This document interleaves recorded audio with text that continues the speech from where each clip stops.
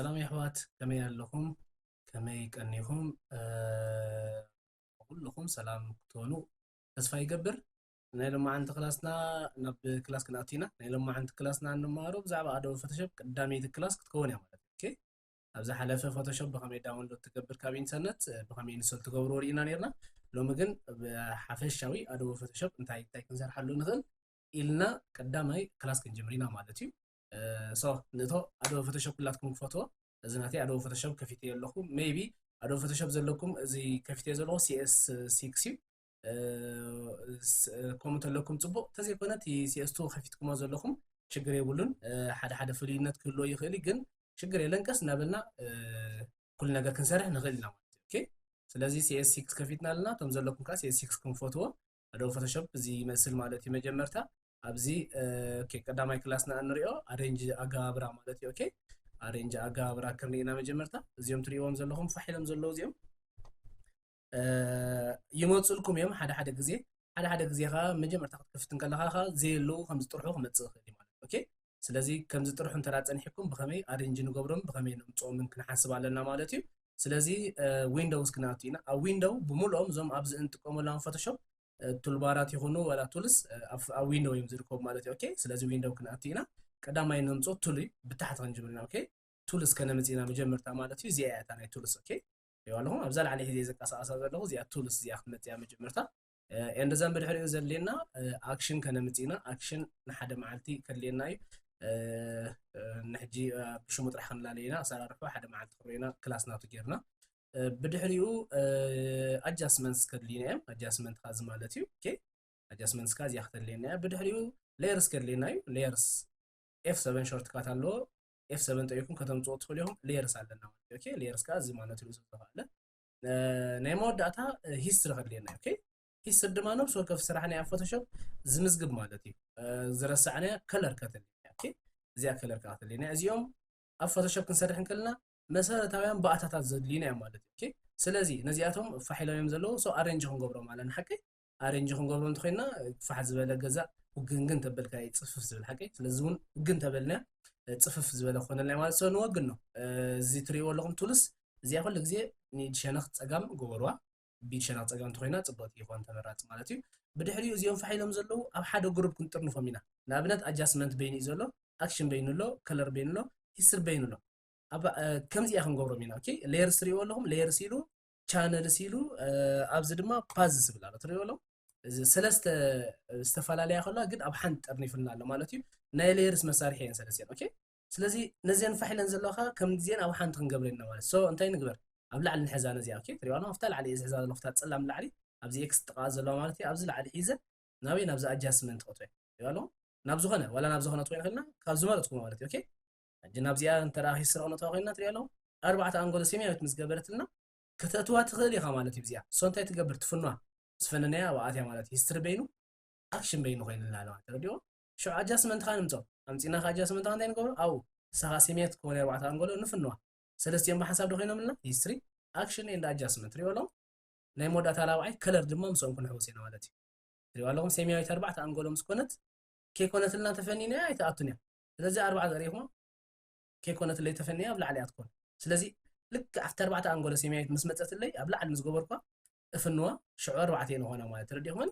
አላህ ሂስትሪ ኤንድ አድጃስትመንት ሶ ዚን ካጂ ቦታን ከነ ተሕዘናልና ቢድ ሸነኽ የማን ጫፎ ግን ከነ ተሕዘይና ማለት ኦኬ ላዕሊ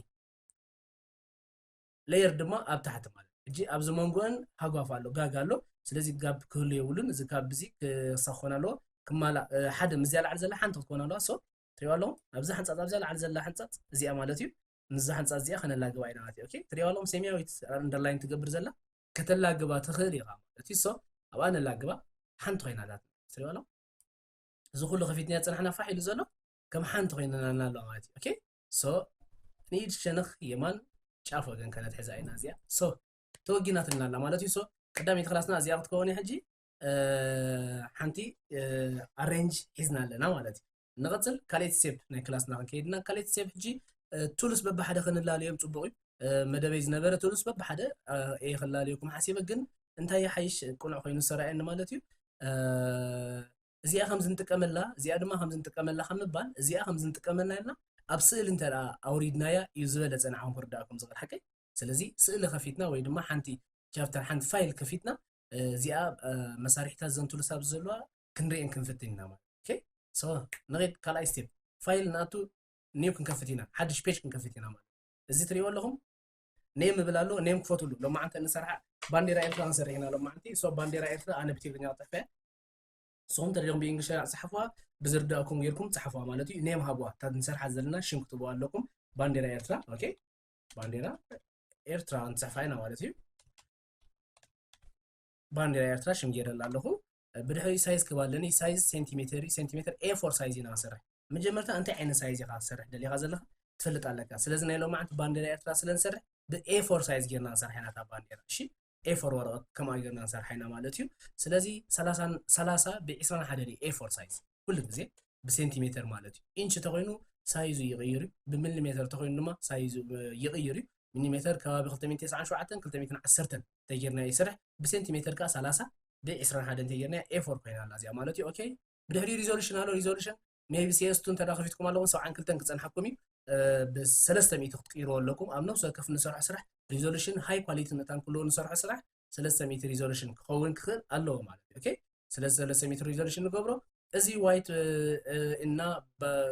ባክግራውንድ ከለር ዝብል ዘሎ እዚ ድማ ትራንስፓረንት ዝብል ዘሎ እዚ ነናተን ፍሉይነትን ነናተን ኣገዳስነትን ኣለዎን ሎማዓንቲ ብዋይት ክርኒ ኢና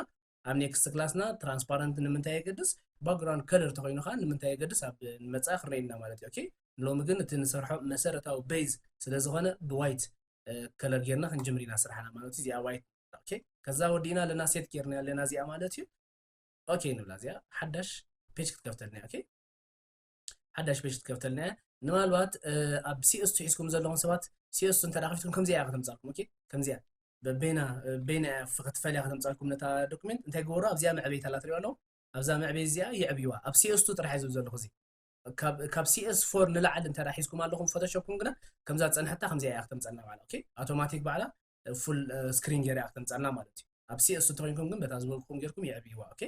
እንደዘን ስራሕና ንቐፅል እዚኣ ተቐዳመይቲ ፔጅ ምስ ከፈትናያ ደሊናያ ዘለና ስራሕ እምበኣር ሕጂ እንታይ ባንዴራ ኤርትራ ኢና ክንሰርሕ ደሊና ዘለና ማለት እዩ ኦኬ ባንዴራ ኤርትራ ኢና ክንሰርሕ ሶ ንቐፅል ባንዴራ ኤርትራ ክንሰርሕ መጀመርታ እንታይ የድልዩ መጀመርታ ከድልዩና እንተኮይኖም መስመር ዝበሃል ኣሎ መስመር ከድልየና እዩ ምክንያቱ ሕንፃፃፅ ክንገብር ስለዝኾና ሕንፃፅ ኣብ እትገብረሉ እዋን ግድን መስመር የድሊ መዐቀኒ ማለት እዩ ስለዚ መስመር ንኸነምፅእ እንታይ ክንገብር ኣለና ኮንትሮል R ክንገብር ኣለና ኦኬ ፍሉይነት ትሪእዎ ኣለኹም ኣብ ዝላዕሊ ቁፅርታት መፅኦም ላይ ኣለዉ ኮንትሮል R ስለ ዝገበርኩ ናይ መስመር እዮም ሳቶም ማለት እዩ ኮንትሮል R ኣብ ኪቦርድኩም ተላጠዊኩም ኮንትሮል ማለት CTRL ትብል ኣብ ጫፍ ናይ ኪቦርድኩም ኣብ ታሕቲ ላትኩም ኮንትሮል ሒዝኩም R ተላጠዊኩም እዚኣ መስመር ከተምፃልና ሾርትካት ናይ መስመር ማለት እዩ መስመር ከተምፃልኩም ትሪኦ ኣለኹም እዚ መስመር እዚ ከተምፃልና ሽዑ እንታይ ክንገብር ኢና ስራሕ ክንቅፅል ኢና ማለት እዩ ክንሕንፅፅ ኢና ቅድመ ምሕንፃፅና መስመራት ክንዕቅን ኢና ማለት እዩ ኦኬ ስለዚ እንታይ ንገብር ኣብ ሙቭ ንኸይድ ቀዳመይቲ እንመሃራ ቱል እዚኣ ሙቭ ትበሃል ዝኾነ ዓይነት መቃሳቀሲ ኣብዚ ፎቶሾፕ ከነቃሳቀስ ተደሊና በዚኣ ሙቭ ትብል ከነቃሳቀስ ኢና ማለት ስለዚ ንቕፅል እንታይ ኢና ክንገብር መስመር ክንዕቅን ኢና ካበይ ክንዕቅን ካብዚ ከነምፅ ኢና ትሪኦ ኣለኹም ካብዚ ናይ መስመራት ላዕሊ ዘሎ ካብዚ ከነምፅ ኢና ኣብዚ ክሊክ ትገብሩ ከይፍ ኣነኹማን ታሕቲ ትወርዱ ትሪኦ ኣለኹም ሓንቲ መስመር ሒዝካ ትወፅእ ኣለካ ካብ ላዕሊ ማለት እዩ ኣበይ ትገብርዋ ኣብታ ጫፍ ትገብርዋ ግርም ርዳእኩም ኣላ ካልአይቲ መስመር ከነምፅ ኢና ካብ ላዕሊ ካብተን ቁፅርታት ማለት ትሪእዎ ኣለኹም ካብዘን ቁፅርታት ሒዝኩም ታሕቲ ተኸዱ እንደገና ካልአይቲ መስመር ክልተ መስመር ዶ ኮይነን ጉድ ሳልሰይቲ መስመር ኣብ ማእኸለን ክንዕቅና ማለት እዩ ክንደይና ጌርናያ ዘለና ቁመት 21 ኢና ጌርናያ ዘለና ቁመት ሓቂ እንዴ ቁመት 21 እንተ ጌርናያ ማእከልና 21 ክንደይ 10.5 እዩ ማለት ስለዚ ካብዚ 0 ክሳብ 21 እናሃለ ብዚ ስለዚ አንገብርና 10.5 ማእኸል ክንረክብ ኣለና ማለት እዩ ኦኬ 11 ከያኸለ 10.5 ማለት ስለዚ እንታይ ንገብር ሳልሰይቲ ነምፅእ ሳልሰይቲ ሒዝና ንመፅእ ትሪኦ ኣለኹም 10.5 ኣብዚኣ ትሪኦ ኣለኹም ዶ እዚኣ ሕጂ ዙም ዕቢና ክርናይ ኣለና ዙም ዕቢና ቸክ ክንገብር ኣለና ማእኸል እዩ ዘይኮነ ስለዚ እንታይ ክንገብር ኢና ዙም ትሪኦ ኣለኹም ኣብ ታሕቲ ዘላ ካልአይቲ ቱል ንምሃር ኣለና ማለት እዚኣ ካልአይቲ ቱል ኣብዚኣ ዙም ተኣትው ብዚኣ ኣብዛ ዙም እዚኣ ምስ ኣተኹም ኣብዛ ላዕሊ ትመፁ ፕላስ ኤን ማይናስ ኣሎ ሕጂ ደሊና ዘለና ፕላስ ክዓቢ ኢና ደሊና ሶ ንዕቢ ክሊክ ጥራሕ ዝገብር ዘሎ ትሪኦ ኣለኹም ክሊክ ትጋሕ ገብር ዓቢ ኣሎ በዓል ስለዚ ናበይ ንምለስ ናፍታ ሙቭ ንምለስ ናፍታ መንቀሳቐሲትና ማለት እዩ እዚኣ መንቀሳቐሲት ካብዚያ ወፃኢ ብኻልእ ብዝኾነ ክትንቀሳቐሱ ኣይትኽእልኒ ኢኻ ነዚ ኦኬ ስለዚ እንታይ ንገብር 10 ኣብ መንጎ 11 10.5 ኢና ክንገብር ደሊና ሶ 10.5 እያ ዘላ ሓቂ ፅቡቅ ኣለና ማለት እዩ ስለዚ እንታይ ንገብር ዙም ንወፅእ ነንእሾ ናፍታ ዝነበርናያ ንምለስ ማለት ትሪኡ ኣለኹም እዚኣ መንኣሽት ክሊክ ክሊክ ክሊክ ጌርና ንምለስ እንተ ደልይኹም ከዓ ብኣውቶማቲክ ማለት እዩ ከዓ ሾርት ካት ከምዚ እንተ የዕቢናያ ፀኒሕና ድማ ንምምለስ ከዓ እንታይ ክንጥቀም ንኽእል ኢና ኣብቲ ፔጅ ራይት ክሊክ ንገብር ፊት ኦን ስክሪን ትብላላ ፊት ኦን ስክሪን ትበልናያ ልክዕ በዓላት መልሶ ማለት ኦኬ እዚኣ ከዓ ሓንቲ ሾርት ካት ማለት እዩ ከምዚ ጌርና ከነንእሾ ኢና ምስ ኣናእሽናዮ ክንቅፅል ኢና እንታይ ክንገብር ኢና ሾ ሕንፃታት ክንሕንፅፅ ኢና ማለት እዩ ኦኬ ሕንፃታት 4 ሕንፃፅ እዩ ዘለዎ ስሉስ ኩርናዕ ዝመስላ ባንዴራ ናይ ኤርትራ እዚአን ክንሕንፅፅ ኢና ማለት እዩ እዚአን ክንሕንፃፅና ግን ክንገብር ኣለና ማለት እዩ ሓዳሽ ሌየር ክንከፍት ክንክእል ትሪኦ ኣለኹም ኣብዚ ሌየር ሲልና ብዝጎኒ ዘሎ እዚ ሌየር ማለት ናይቲ ንሰርሖ ዘለና ፔጅ ማለት እዩ ወይ ድማ ገጽ ማለት እዩ ኦኬ ሂስትሪ ድማ ትሪኦ ኣለኹም ነብሲ ወከፍ ዝገበርናያ ትምዝግበልና ኣላ ኣብዚ ንኣብነት እዛ ካልአይቲ ጌርያ እታ ናይ ማእኸል ጠፍያ ትሪኦ ኣለኹም ላዕሊ እንተደይበ እዛ ታሕቲ ጠፍያ ምክንያቱ እንድሕሪት ሂስትሪ ትባክ ትመልሰንላ ማለት እዩ ስለዚ ሂስትሪ ከዓ እዚ ኣገዳስነት ኣለዎ ዘ ዝሰርሐኸያ ኣብዚ ምዝግቦ እንተ ተጋጊኻ ክትምለስ ትኽእል ኢኻ ንላዕሊ አንዱ ማለት እዩ አንዱ ዲና ንብሎ ኮንትሮል ሒዝና ዘድ ንገብሮ ሾርት ካት ናቱ ማለት እዩ አንዱ ማለት እዩ እዚ ከዓ ሂስትሪ ከምዚ ጌራ ትምዝግበልና ስለዚ እዛ ሌየር እዚኣ ባክግራውንድ እያ ዝብዘላ ኩሉ ግዜ ኣብ ፎቶሾፕ ክትሕዝዋ ዘለኩም ማለት እዩ ከይረስ ከይነገርኩም ክሓልፋ ዘየደሊ ባክግራውንድ ኣብ ዝብል ፋይል ኩሉ ግዜ ኣብ ፎቶሾፕ ኣይስራሕን እዩ ባክግራውንድ ኩሉ ግዜ ኣብ ርእሱ ዝሓለዎ ኮይኑ ባክግራውንድ ዝኾነ ነገር ኣይትንከፍኒ ባክግራውንድ ኩሉ ግዜ ከም ደለዎ እዩ ዝኸውን ማለት እዩ ኦኬ ናይ ክብሪ ንጉስ ናይ ማለት እዩ ኣብ ፎቶሾፕ እዚ ባክግራውንድ ዝብል ኦኬ ስለዚ ብኡ ንሓዞም ሓዳሽ ኒው ሌየር ክንከፍት ኢና ኒው ሌየር ክንከፍት ኣብ ታሕቲ ክንመፅ ኢና ኦኬ ኣብ ታሕቲ ትሪእዎ ኣለኹም ኣብ ታሕቲ ኣለዋና 4 ቱልስ 5 6 ዝኾና ቱልስ ኣለዋና ንኣብነት እዚ ደሊት መግበር ኣለና ኣብዚ ኒው መክፈት ኣለና ኣብዚ ፎልደር መክፈት ኣለና እዚኣቶም ንናቶም ኣለዉ ሓደ መዓልቲ ክሪኦም ኢና ዘድልይዎ ንምንታይ ይጠቕሙና ኣብ ዝመፅ ዘሎ ክላሳት ክሪኦ ኢና እሱ ንሎማዓንቲ ግን ተድልየና ሓንቲ ካብዚአን እንታይ ኒው መክፈቲ ኒው ሌየር እያ እዚኣ ክሬት ኒው ሌየር መክፈቲት ማለት ኦኬ ሓዳሽ ገጽ ክንከፍት ኢና ኣብቲ ሓዳሽ ገጽ ኢና ንሰርሕ ኦኬ ምክንያቱ እዚ ባክግራውንድ ኩሉ ግዜ ባክግራውንድ ኣይትንከፍኒ ስለዚ ኒው ንከፍት ሓዳሽ ሌየር ከፊትና ኣለና ማለት ኦኬ ንቐፅል ነዚ ሓዳሽ ሌየር ከፊትና ዘለና ሕጂ ሕንፃታት ክንገብር ኢና ባንዴራ ኤርትራ ክንስእል ክንጅምር ኢና ማለት እዩ ባንዴራ ኤርትራ ክንስእል እንተ ደኣ ኮይና መጀመርታ በዚኣ ኢና ክንጅምር ኦኬ መስኣሊት እዚኣ እያ እዚኣ እንታይ ሳልሴቲ ቱል ንመሃር ኣለና ማለት እዩ ኦኬ ሳልሴቲ ቱል ንመሃር ቀዳመይቲ ሙቭ መግበሪት ሽዑ ዙም መውፅኢት ሳልሴቲ ድማ መቁረፂት ክንመሃር ኢና መቁረፂት ክሊክ ጌርና ሒዝና እንተ ደኣ ሱቕ ኢልና ሓዝዋ እታ ክሊክ ሒዝኩማ ሱቕ እንተ ደኣ ኢልኩም እዘን ሰለስተ ክመፃልኩም እየን ሓንቲ ናይ ከቢብ ሓንቲ ናይ ፖሊጎናል ትኽመበል ማለት እዩ ሓንቲ ከዓ ናይ ማግኔቲክ ማግኔቲክ ኩሉ ግዜ ኣብ ቅርፅታት ኣብ ስእልታት ክኸውን እንከሎ እዩ ኣብ ሕንፃታት ክንጥቀም ትኮይና ግን እዛ ማእከለይቲ ፖሊጎናል ኩላኻትኩም ክሊክ ግበርዋ ጌርና ጉድ ንምፃእ ፖሊጎናል መሪፅና ኣለና ክንስእል ኢና ማለት ክንስእል ከለና ሕጂ ካብዛ ጫፍ ሒዝያ ኣለኹ ትሪኦ ኣለኹም መስመር ትገብርላ ያላ ናብዛ ጫፍ ሽዑ ንላዕሊ ሽዑ ናብዛ ሓንቲ የላግባ ግድን ክትላገበለ ያላ ምስ ተላገበትለይ እንታይ ክትኮነ ትንኳዕ ትኮነ ሴሌክት ኮይና ማለት እዩ ነዚያ ቦታ እዚኣ ሕጂ እንታይ ክትገብራ ማለት እዩ ባንዴራ ኤርትራ ላዕለዋይ ሸነኽ ባንዴራ ናይ ኤርትራ እንታይ እዩ ኩሉ ግዜ ቀጠልያ ወላ ሰማያዊ ቀጠልያ ሓቀይ ስለዚ ቀጠልያ ክንገብር ኢና ማለት እዩ ቀጠልያ ኣብዚኣ ንመርፅ ሕጂ እንታይ ክንመሃር ኢና ሓንቲ እዚአን ሰሌክት ዝገበርና ሕብሪ ከዓ ብኸመይ ትለክ ማለት ኦኬ ሶ እዚኣ ትሪኦ ኣለኹም ፔንት በዚኣ ኢና ንለክ ሕብሪ በዚኣ ፔንት በዚኣ እዚኣ ሻንኬሎ ትሪኦ ኣለኹም ሻንኬሎ ሕብሪ እንዳደፍአት ከላ እዚኣ ስለዚ በዚኣ ሕብሪ ክንለክ ኢና በዚኣ መፂና ክሊክ ምስ ገበርናያ ኣብዚ መፂና ክሊክ ተራጊርና ሰማያዊ ትኾኑ ማለት ተረዲኡምኒ ግን ሰማያዊ ኩና እንደልና ዘለና ቀጠልያ ኢና ደልና ብኸመይ ሰማያዊት ኮይና ምክንያቱ እዚኣ ብዘላ ሰማያዊት ስለዝተቐየረት ለዚያ እንታይ ክንገብር ኣለና ቀጠልያ ክንቀይር ኣለና እዚኣ ኣብዚኣ ዘላ ሕብሪ ነዘን ኣብ ዘላ ቱልስ ኩለን ትውስነን እያ ማለት እዩ ስለዚ እዚ ደለናይ ሕብሪ ቀጠልያ ትኮይኑ እዚኣ ቀጠልያ ክትቀይር ኣለዋ ስለዝታይ ንገብር ኣብዛ ሰማያዊት መፂና ክሊክ ንገብር እዚኣ ቦክስ ከተምፃልና ሽዑ ቀጠልያ ኣብዚ ንደሊ ቀጠልያ ኣብዚ ንሃለ ኦኬ ማእከል ቀጠልያ ኣሎ ልምዕ ዝበለ ቦታ ናብዚ ነቃሳቐሳ ፅልም ዝበለ ድናዲልና ኣብ ስሪኦ ኣለኹም ይቀያየር ኣሎ ፅልም ዝበለ ወላ ድሙቕ ሕጂ ናብ ድምቕ ዝበለ ልሙዕ ቦታ ምታን ክኾንልና ክመስል ከምዚኣ ኣብዚ ንመርፅ ኦኬ ትብለዋ ክሊክ ትገብሩ ቀጠልያ ተቐይራትና ቀዳመይቲ ርዳእትና ዶያ ጉድ ንቐፅል ካልኣይ እንታይ ክንገብር ኢና ካልኣይ ከነስምር ኢና ናይ ማእከል ቀይሕ ክንገብር ኢና ማለት ቀይሕ ክንቀፅል ተኾይንና እንታይ ክንገብር ኣለና እዚ ትንኳዕ ናይ እዚኣ ስራሕ ወዲና ስለ ዝኾንና እዚኣ ስራሕ እዚኣ ክትዕፆ ኣለዋ ክትጠፍእ ኣለዋ ስለዚ ክትጠፍእ ተኾይና እንታይ ንገብር ኮንትሮል ሒዝና ዲ ንገብር ኮንትሮል ዲ ማለት ዲ ሰሌክት ትሪኦ ኣለኹም ኮንትሮል ዲ ምስ ገበርና ጠፊት ትንኳዕ ዝነበረ ኣብዚ ኮንትሮል ዲ ንገብር ዲ ሰሌክት ማለት ነቐፅል ብድሕሪኻ እንደገና ክንስእል ኢና ክንስእል ተኾይና ኸ ኣብዚኣ መስኣሊት ንምፅእ ማለት እዩ ኦኬ ኣብዛ መስኣሊት ሒዝና ጫፍና ሒዝና እዚኣ ጫፍ ሒዝና ልክዕ ናይታ ቀጠልያ ጫፍ ክትኮን ኣላ ፃዕዳ ክትተርፈና የብላን ኣብዚኣ ከይትጋገዩ ኦኬ ኣብ መንጎ ቀጠልያን ኣብ መንጎ ቀይሕን ዝኾነ ፃዕዳ ክተርፍ የብሉን ልክዕ ምስታ ቀጠልያ ክትኮን ኣለዋ ከምዚኣ ጌርና ከዚኣ ነስምራ ሪኦ ኣለኹም እዚኣ ሰሚራትና ሰው ቀይሕ ክንገብር ኢና ማለት እዩ ኣብዚኣ ቀጠልያ ኣቲና ቀይሕ ንቕይር ማለት እዩ ሓሳብ ኣለና ዶ ጽቡቕ ቀይሕ ንቕይሮ እዚ ከዓ ኣብ ላዕሊ ንገብሮ ጫፍ መወዳእታ ቀይሕ ንገብሮ ኦኬ ንብላ ሻንኬሎ ንመጽእ ኣብዚኣ እዚኣ ናይ ሕብሪ መድፊት እያ ኦኬ ኣብዚኣ መጺና ክሊክ ንገብር ቀይሕ ኮይናትና ኣላ እዚኣ ማለት እዩ ጽቡቕ ሳልሳይ ናይ መወዳእታ እንታይ ተሪፍና ኣሎ ሰማያዊ ተሪፍና ኣሎ መጀመርታ እዚ ከነጥፎ ኣለና ከነጥፎ ኮይና እንታይ ኢና ንገብር ኮንትሮል ዲ ናይ ለካ ጸኒሐ ምሽ ጽቡቕ ዝኩር ኣለኹም ኮንትሮል ዲ ንገብር ማለት ኦኬ ብድሕሪኡ እንደገና ናፍታ መወረፂት ንመጽእ ካብዛ ጫፍ ንሕዝ ልክዕ ናይታ ቀያሕ ጻዕዳ ከተርፈና የብልና ኣብዚኣ ከይንጋጋ ኦኬ ልክዕ ናይታ ቀያሕ መስመር ንሕዝ እዚኣ ከንኸይድ እንደገና ካብዚኣ ንኸይድ ሽዑ ነላግባ ሰሌክት ክትኮነልና እያ ሽዑ እንታይ ክንገብርና ሰማያዊት ኣብዛ ኣቲና ሰማያዊ ሕብሪ ክንመርፅ ኢና ባሕሪ ዝመስል እዚ ባሕሪ ዝመስል ህስስ ዝብልና ማለት እዩ ከምዚ ንመርፅ ሽዑ ሻንኬሎ ንኣቱ ፔንት መግበር እዚኣ ናይ መድፊት ናይ ከለር ክሊክ ንገብር ሰማያዊ ሕብሪ ድማ ኮይናትና ኣላ ሽዑ እንታይ ንገብር ኮንትሮል ዲ ንገብር ሰበ ባንዴራ ኤርትራ ብምጥን ዝበለት 60% ተወዲያ ኣላ ማለት እዩ ሓቀይ ስለዚ እንታይ ክንገብር ኢና ማለት እዩ ብድሕሪ ናይ ማእከል ኣውሊዕ ተሪፋትና ኣላ ማለት እዩ ነዚ ኣውሊዕ ኸ ብምንታይ ኢና ክንስእ እንተዳ ኢልና ሕጂ ኣውሊዕ መስኣሊት ኣብዚኣ ትሪእዋ ኣለኹም ካብዚአን ኣብ ዘለዋ ክሊክ ጌርኩም እንተዳ ሒዝኩም ኣሶ ኢልኩም ኣብዚኣ ውሽጣ 6 ቱልስ ክፀናሕና እየን እዘን 6 ቱልስ ኣብ መወዳእታ ዘላ እዛ ካስተም ሼፕ ትብል ዘላ ኣብኣ እንተዳ ኣቲና ኣብዚ ብዙሕ ዓይነት ከለራት ሼፓት ኣለውና በዚኦም ኣብ ዘሎ ሼፓት ጌርና እቲ ኣውሊዕ ክንሰርሓ ንኽእል ኢና ኦኬ ግን ንእሽተይ ክብድ ስለ ዝብል እዚ ኣብ ዘሎ ሼፓት ኣብ ቀዳማይ ክላስና እዚ ክንገብሮ ድሌተይ ኣይኮነን እዚ ኣብ ራብዓይ ሓምሻይ ክላሳት ምስ በፅሕና ብፅቡቅ ገይረ ከሪአኩም እየ እዚ ንሕጂ ግን ተክንገብር ኢና እቲ ኣውሊዕ ተክንገብር ኢና ካብ ካልእ ባንዴራ ምፂና እቲ ኣውሊዕ ኣብዚ ክንገብር ኢና ማለት እዩ ኦኬ ምክንያቱ እዞም ሼፓት ሕጂ ከከብዱና እዮም ቀዳማይ ክላስና ስለ ዝኾነ ንዓኹም ከዓ ቅልል ክብለልኩም ምታን ከይከብደኩም ከማ ክንገብር ኢና ኦኬ ስለዚ እንታይ ክንገብር ኢና ማለት እዩ ኣውሊዕ ከነምፅእ ኢና ካበይና ኣውሊዕ ነምፅእ ባንዴራ ኣብ ኮምፒተርና ዘለዋ ባንዴራ ከፊትና ሓንቲ ኣውሊዕ ከነምፅእ ኢና ኦኬ ንኸይድ ፋይል ንብል ኦፕን ንብላ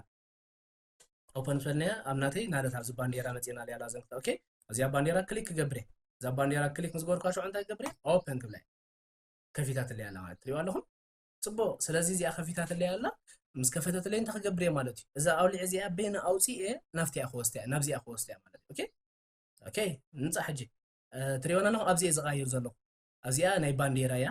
እታ ካልአይቲ ብዘላ ፔጅ ከዓ ናይ ዝሓዳሽ ዝኸፈትኩዋ ባንዴራ እያ ኦኬ ስለዚ እንታይ ክንገብር ኢና እዚኣ ከነዕብያ ኢና ዙም እዚኣ ኣውሊዕ ከነዕብያ ኢና ዙም ብምንታይ ነዕብያ ዙም ንኣቱ ብዚኣ ኦኬ ዙም ፕላስ ንገብር ኣብዚኣ መፂና ሽዑ ፕላስ ንገብር ዓብያትልና ዶ ሓቀ ኤክሰለንት ስለዚ እንታይ ክንገብር ኢና ቱል ንመፅእ ማለት እዩ ብዚ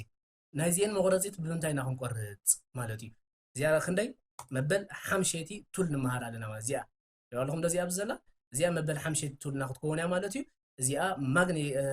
ማጂክ ከምዚ መቑረፂት ኮይና ግን ማጂክ ትበሃል እዚኣ ከምዚ ማጂክ ማለት ኣውቶማቲክ ባዕላ ኩሉ ነገር ትቆርፀልካ ማለት ስለዚ እዚኣ ቀዳመይቲ ዘላ ትመርፅዋ ሜቢ እዚኣ ቀዳመይቲ ዘላ እንተዳ ፀኒሓትኩም ከምዚኣ ክትቅይሩ ኣለኩም እንታይ ትገብሩ ኣብኣ ሒዝኩም ጠጠው ትብሉ ናፍታ ካልአይቲ ማጂክ ትብል ዘላ ናብኣ ትኸዱ ማለት እዩ ኦኬ እዚኣ ሽዑ ተቐይራትልና ኣላ መፂኹም ሽዑ ኣብቲ ብጫ ካብዚ ብጫ ወገናት ኣብ ዝኾነ ማለት እዩ ግን ብጫ ክኾን ኣለዎ ኣብታ ዝገበርካላ ሰሌክት ትገብረልካ ስለዚ ብጫ ኢና ደሊና ዘለና ምሽቲ ኣውሊዕ ኣብዚ ብጫ እዚ እንታይ ንገብር ክሊክ ንገብር ማለት እዩ ትሪኦ ኣለኹም ንኩላታ ብጫ እንታይ ጌራታ ኣውቶማቲክ ባዕላ እንታይ ጌራቶ ሰሌክት ጌራትና ማለት እዩ ኦኬ ስለዚ እዚኣ ቅልል ዝበለት እያ ማለት እዩ ሽዑ እንታይ ክንገብር ኢና እንታይ ከድለየና ኣብዚ ራይት ክሊክ ክንገብር ኢና ፊዘር ዝብል ኣለኩም ኣብ ትሪኦ ኣለኹም ፊዘር ክንገብር ኢና ፊዘር ሓንቲ ትህዋ ቁፅሪ ሓደ ፊዘር ናምበር 1 ትህዋ ናይ ፊዘር ኣገዳስነት እንታይ ማለት ምዃኑ ክርአዩ ኢና ኦኬ ኣብዚ ብሕፅር ዝበለ ኣብዚ ክሪአኩም እየ ፊዘር ኩሉ ግዜ እንታይ የድሊ ልክዕ ሼፕ ቀጥ ኣቢሉ ከም ዝቆርፆ ወይ ድማ ይህስስ ኣቢሉ ቁራፅ ከም ደይመስል ዝገብሮ ጥቀመሉ ክስታይ ፊዘር ይበሃል ማለት እዩ ስለዚ ትሪእዋ ኣለኹም አንዱ ክመልሰ ትሪእዋ ኣለኹም ኣብዚ ሂስትሪ ንምፃእ አንዱ ክብላ ሓንቲ መሊስ እያ ኣለኹ ንላዕሊ ትሪእዋ ኣለኹም ዝቋራርፃ ትኽኢሉ እዩ ዘሎ ማእኸል እያ ዘሎ ራይት ክሊክ ገይረ ፊዘር ምስ ገበርክዎ ግን ቁፅሪ ሓደ ምስ ገበርኩላ ንእሽተይ እንታይ ኮይኑ ኣሎ እቱ ቢልለይ ትሪእዋ ኣለኹም ኣብዚ ቀይሕ ስለዚ ይህስስ ኣቢለ ክቆርፀልካ እያ ማለት እዩ ኦኬ ስለዚ ከምኡ ጌር ክቆርፅ እዮ ክንብላ ኢና ሽዑ እንታይ ክንገብር ኢና ማለት እዩ እዚኣ ክንቆርፃ ተኮይና ሌየር ቪያ ኮፒ ክንብላ ንኽእል ኢና ማለት እዩ ኦኬ ሌየር ቪያ ኮፒ ክንብላ ንኽእል ኢና ማለት እዩ ኦኬ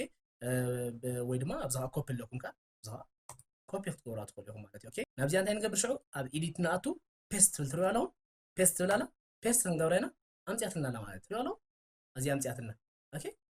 እዚኣ ናለትኩም ተንቀሳቐሳ ዘለና ኣምፅያትና ኣላ ማለት ወይ ድማ እንታይ ክትገብርዋ ትኽእሉ ኢኹም ከ ኮፒ ፔስት እንተዳ ሜቢ ናይ ኮፒ ፔስት ተራ ተጋጊኹም ኣብያትኩም ከ እንታይ ትገብሩ በዛ ሙቭ ጌርኩም ኣብዚኣ ሙቭ ተኣትው እዚኣ ሽዑ እንታይ ትገብሩ ነዛ ስእሊ ሒዝኩም نبي تقعدوا مسيلكم نافتا بانديراهم يالو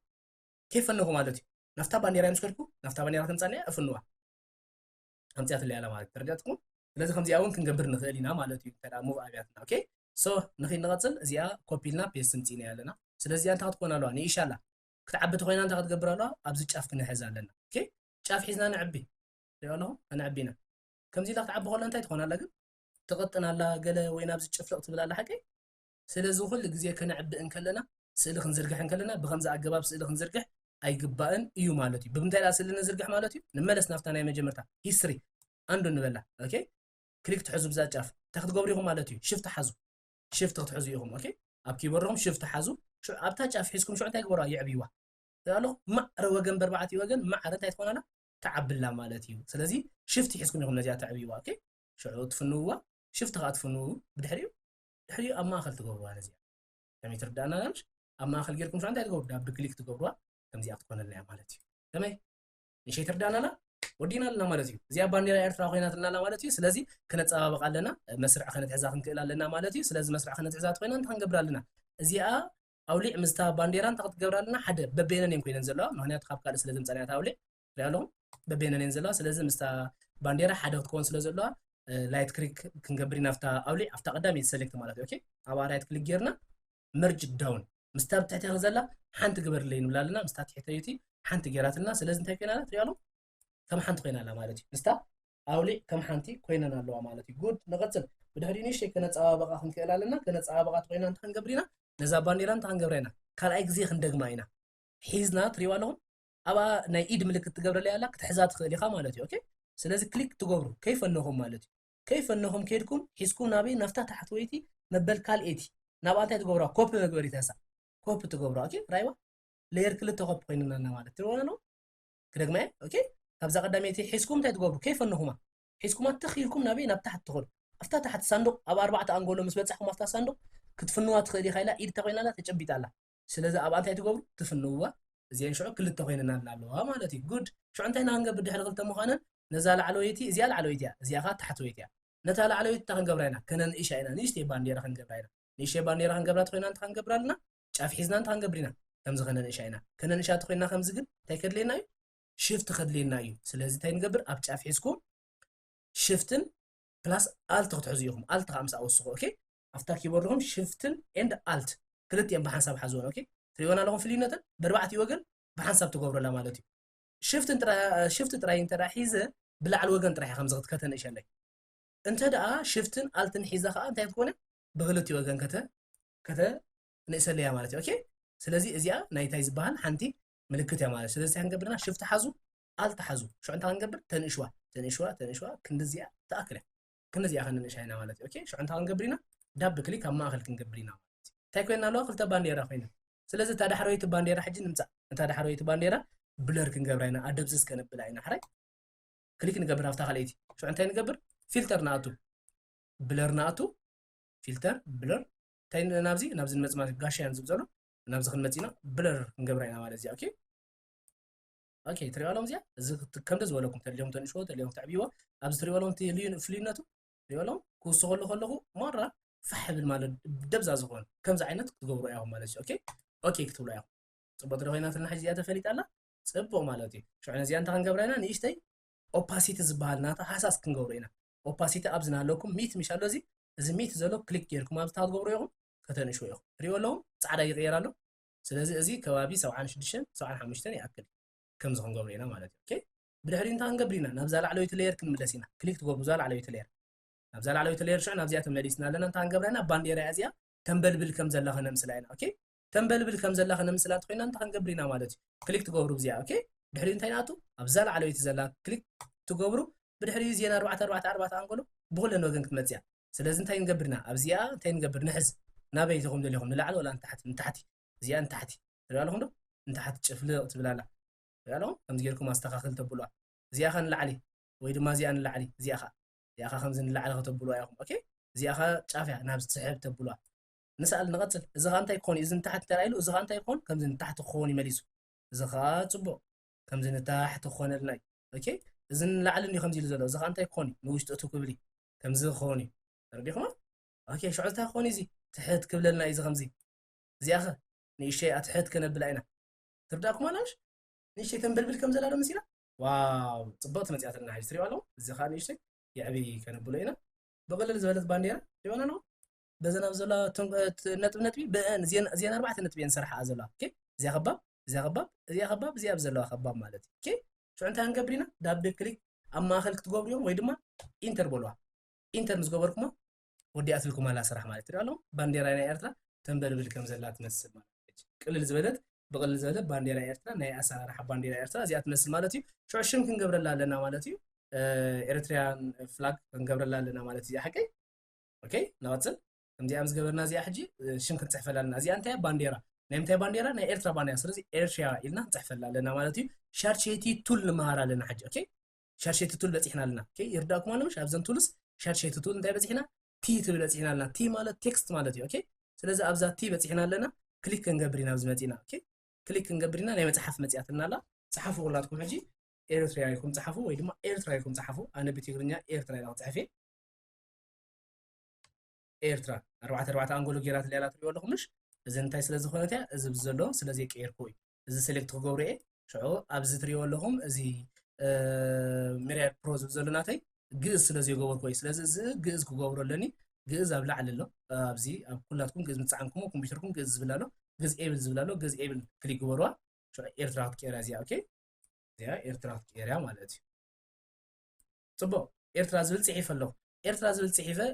نالت زي حاجة تاجبرأة أبزل على خجبرأة أبل على خجبرأة بس تشاف حسكم كأخم تزولكم شفتن ألتن حسكم كا تعبي وازيا شفت وي ألت قلتين حسكم تعبي وامالتي أوكي جايكم كتعبي وياهم بدي هريوز الحبر زل لكم حبرات كيروت خوليهم مست باك جراوند كهر لكم زغل حبر تغيركم صبوا مالتيو سلازي أزيز زل لكم حبري كتكيرو تخوليهم مالتيو حبر مغيريو انت خم جبرينا زي إيرترا ولا لا مش أبزيا أنت خد جبريهم زي أنا تحفتنا إيرترا جات ريالهم زي لير زي أنا إيرترا تحفتها سلازي أبزي قون نايت صحفت دبل كليك تقول مالك اوكي كل تغزيت تو ازي كتم صالكم يا حبرت رايحنا هنقير دلنا زلنا سلازي كلر اوفرلايز بلالو تري ولا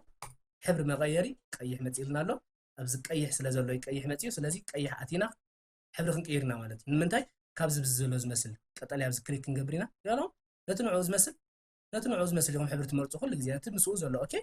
كمز مونغو حجي خنمرطينا مالت اوكي كمز مريتنا تانغبرنا اوكي ግን ጥፊ ኢሉ ሎ ብኸመይ ከነምፅኢና ሻዶ ክንገብረልና ሻዶ ምስ ገበርናሎ ክረአ ክጅምሪ እንታይ ንገብር ድሮው ሻዶ ንገብር ማለት ትሪያሎም ሻዶ ምስ ገበርናላ ሻዶ ምስ ገበርናላ ሕጂ ዝኽንዕብ ኢና ሽዑ ናይ ሻዶ ክሊክ ምስ ገበርና ብሻዶ እዘን ቱሉስ መሳርሒ ክመፅአን ሽዑ እንታይ ትገብሩ ሻዶ ተዕብይዎ ኣብዚ ተድምቕዎ ተሪኦም ሳይዝ ትውስኹሉ ናይ ሻዶ ትሪያሎም ኣብዚ ሻዶ ከምዚ ጌርኩም ክትውስኹሉ ትኽእሉ ኢኹም ማለት እዩ ሶ ኤርትራ ትብል እዚኣ ሓንቲ ፅሕፈት ከምዚኣ ክትገብረላ ኢና ማለት እዩ ህስስ ዝበለ ኦኬ دمي كات قبروتو اليوم دمي يوم أنا خمس زس بلس لزفتو سز بلس نقبرينا مالك بدحرين ملس نبزا بانديرانا يرتلا أوكي إذا بانديرانا يرتلا أنت هنقبرينا كدامي كلاس لزوجنا اللي ما عندي نيشتي نوح قبل لكم يرد عنه له كوز كدامي كلاس يزي كدامي كلاس لزوجنا توم تلوت صبوا لكم كردكم متاني ليه نيشي جزينو سرالنا أبز نزلوا خلاصاتنا عسرت حمشة دقت رحنا هنقبره نيلو مجنا كدامي كلاس ناس لزوجنا أوكي سلازم تهنقبرنا زي بانديرا زي أنت هنقبرينا مزقط اللي أبزله حواس الناس اللي زلوا نيشتي تان قبرنا شادو كن قبر لينا أوكي تان قبرنا أبزاس اللي متينا دبل كليك نقبر ما دبل كليك مزقبرنا شو زيا كتمت أنا زيار واحد أنقوله شادو نقط دروب شادو ده دروب شادو مزقبرنا سايز كنو صغلو غلنا أبز تحت رأي واحد تسلم زبالة بالعلم بتحت أنت قبر لنا أوكي سو زي حدا تصبوا نقرنا شادو مالتي كم زيرنا هسس كانوا بقولوا نخلنا أوباسيت بزلو زيا وسي خلاني إشتي ديستانس سايز كان إشي وسي خلا كم نعخم سايز كتوصلوا تقوليهم أوكي أوباسيت تبلالا أوباسيت خاص عن حمشنالو حساس مجبري قالوا دم يكاد قبرت خلي خميت تجر كده دم يبخون سلزة هسست تبلون إيشته صنت تقولوا ديهم علىهم أوكي تبلا زين نيشي دكتور جميرة شاف تسلم سلزة قبرنا لا سلزي إيرترا تبل ويدما بانديرا إيرترا نكيرني على مالتي بانديرا زيا إيرترا خازيا مالتي بانديرا إيرترا لنا يتحفنا لا زيان جزارسا بانديرا سلزة خنا زي مالتي وكنكتلنا شعور انت هنقبرنا سيف عم بقابر هنقبرنا مال سيف كنقبرنا زيا سيف كنقبرات فينا انت هنقبر فايل كنعطينا فايل اتينا انت هنقبرنا سيف از كنقبرنا اوكي سيف از كنقبرنا على سيف از مسبرنا كم زي دوكيمنت ختمصالنا زدو لكم حجي افتسوم زدو لكم باتاتات تقول حجنا ابنت اب لايبراري اتيكم ماي دوكيمنت زبلا لكم قلقله مش حكي ስለዚ ኣብ ኣታቶም ኣትኹም ደስ ዝበለኩም ኣብ ደስ ዝበለኩም ቦታ ንዓኹም ዝምችኣኩም ትገብርዎ ማለት እዩ ፒክቸርስ ድሓና ኣብነት ኣብዚ ማይ ፒክቸርስ ተኣቲና ክሊክ ንገብር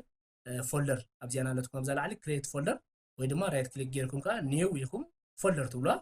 እዚኣ እንታይ ትገብሩላ ፈርስት ኦኬ የወሬታ ኦኬ ፈርስት ክላስ ናይ ፈርስት ክላስ ባንዴራ ኤርትራ ማለት እዩ ኦኬ ያ ቀዳሚት ፈርስት ክላስ ኢልና ንዓዳ ብክሊክ ንገብራ ባንዴራ ኤርትራ አንቶይሽን ዝገበርና ላይ ባይ አውቶማቲክ ትሬድ ኦኬ ድሕሪኡ ኣብዚ ሴቭ ጋብረን ታንገብልና ኣብዚ ክንቀይርና ማለት እዩ ኦኬ ኣብዚ ትሪኦ ሎም ኣብዚ ትልዋር ኣብዚ ክንቀይርና ብዙሕ ዓይነት ሴቭ ጋብራ እዩ ዘሎ ስለዚ እተን ዓና ተድሊና JPEG እዚኣ ኦኬ እዚኣ ከተድሊና ያለው ማዓንቲ ናይ ሎም ማዓንቲ ትምህርትና በዚኣና ኣብ ማዓንቲ ኩሎም እዚኦም ክንጥቀመሎም ኢና ንሎሚ ግን JPEG በዚኣ ክንጥቀም ኢና ነዚኣ እንታይ ክገብሮ ክላትኩም ክሊክ ክገብርዋ ሽዑ ሽም ሂብኩም ኣለኹም ኦሬዲ ሴቭ ክትብልዋ ኢኹም ኦኬ ሴቭ ምስ በልኩማ እዚኣ ክትምፃልኩም እያ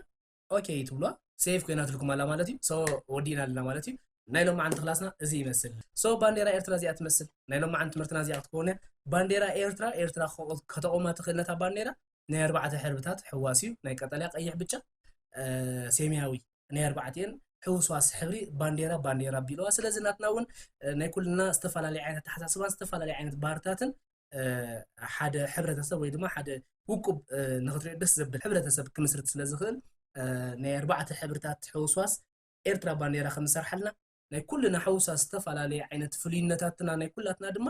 ተፀምቢሩ ፅበቃታትና ክኾን ስለ ዝኽእል ሶ ኩልና ኣብ ዘለና መምስ ዘለና መምስ ዕርኽትና መምስ ኣሕዋትና በብዝተፈላለየ ባህርያትና በብዝተፈላለየ ደረጃ ትምህርታትና ሓደ ክንከውን ኣለና ሓደ እንተኮይንና ሓንቲ ደስ ዘብል ከምዛ ትሪኦ ዘለኹም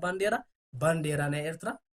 ፅቡቕቲ ንኽትሪኣ ከምኡ ድማ ሕና ፅቡቓት ንኽትሪኦም ወይ ድማ ሕብረተሰብ ክንከውን ንኽእል ኢና ማለት እዩ ሶ ናይ ሎሚ ትምህርትና እዚኣ ትመስል ማለት እዩ ዝተምሃርናዮ ከይንርሳዕ ሓደራ ክላስ ኣብ መጻኢ ምኳር ኣይፍቀድኒ ክሳዕ ሽዑ ብሰላም መፅናሕና ናይ ሎሚ ክላስና እዚ ይመስል ነይሩ ነቲ ሎሚ ዓንቲ ዘብኮሩ ኣብ ዝመፅእ ከየብኩሩ ንገርዎም ናይ ዝመፅእ ክላስና ስፍሕ ዝበለ ናይ 15 ደቂቕ ብዛዕባ ፎቶሾፕ ካልእ ስራሕ ሒዝና ክንመፅእ ኢና ማለት እዩ ክሳዕ ሽዑ እግዚኣብሔር ብሰላም መፅናሕና ኣምላኽ ብሰላም መፅናሕና ንኸወልና ኣብ ዘለና ሰላም ምሳኹም ይኹን እዚ ማሬት ፕሮዳክሽን